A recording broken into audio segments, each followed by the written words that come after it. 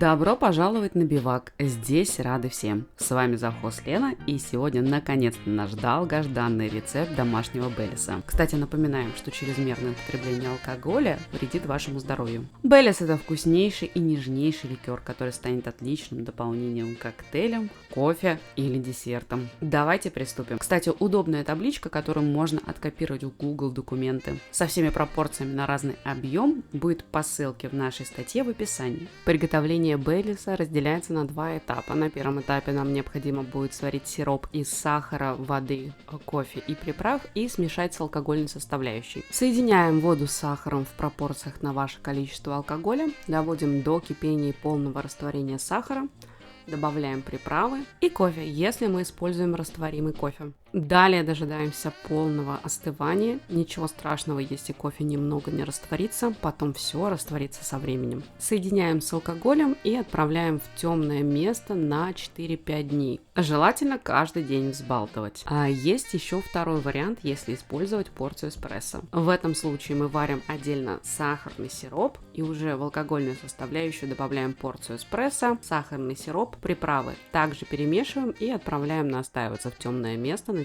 4-5 дней. При комнатной температуре, желательно взбалтывая каждый день. Перед вторым этапом, через 4-5 дней, обязательно обработайте хотя бы кипятком ваши бутылки и крышки, в которых будет храниться Бейлис. После подготовки тары из темного места достаем нашу настойку и процеживаем ее, чтобы убрать лишние примеси от приправ. Я использую воронку, которую также обдавала кипятком, и стерильную марлю. Добавляем сгущенное молоко.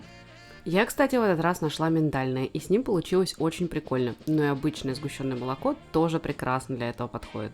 Добавляем сливки и все перемешиваем. Если не боимся добавления сырых желтков в ликере, добавляем их. Конечно же, в оригинальном рецепте они есть. Все перемешиваем. Если добавляли желтки, лучше все пробить миксером. Переливаем в бутылки, закрываем крышки и отправляем еще на недельку в холодильник, чтобы все ингредиенты объединились и Бейлис стал просто божественным. Но через 2-3 дня его уже можно начинать дегустировать. Но смотрите аккуратно, дегустация приводит к тому, что он очень быстро исчезает. Также на нашем канале вы можете найти рецепты ликеров лимончелло и ксуксу. Скоро выйдут еще ликеры, пиво, квасы и другие напитки. Чтобы не пропустить эти проверенные рецепты, оставайтесь с нами, подписывайтесь и ставьте лайки.